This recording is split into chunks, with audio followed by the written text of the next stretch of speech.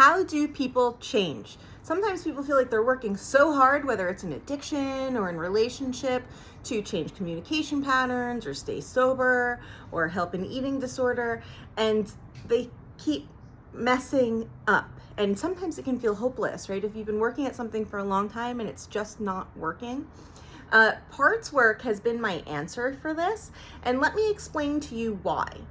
When we are working with our parts, like if our essence is learning new skills, like how to have secure attachment or how to do recovery or how to not have anger outbursts, that's our essence, and it's learning these new skills. But sometimes we have our parts that are stuck in trauma that just aren't up to date.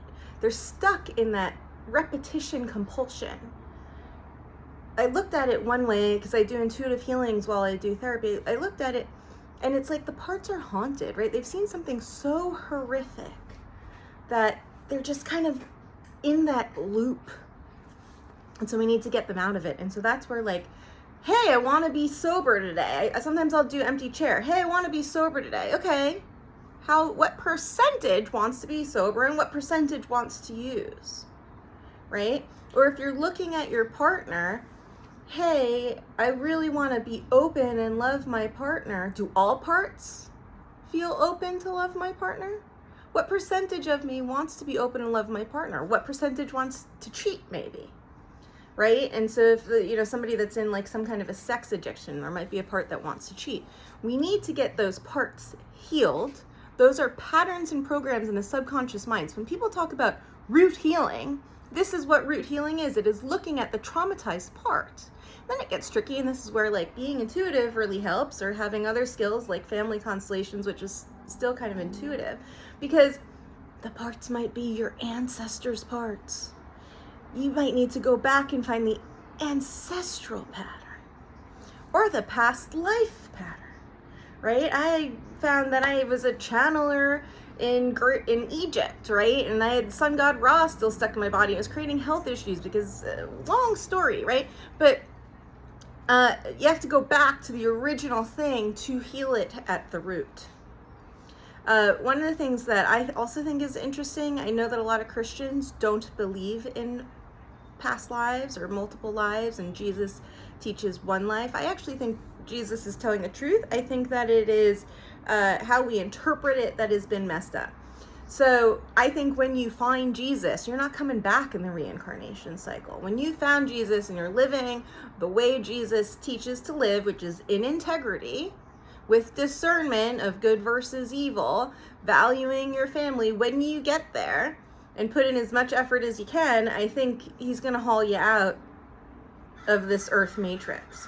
If you find him and you aren't doing those things, it's not your one life. You're gonna probably keep coming back in the reincarnation cycle. I mean, there's mercy and all that, but anyway, that's not here nor there. So anyway, that's how I reconcile those beliefs, because I don't think that Jesus is giving false promises, and I think that he is an enlightened master. So I think he has control over the Bible, right? And can make sure that it actually stays the way that he wants it.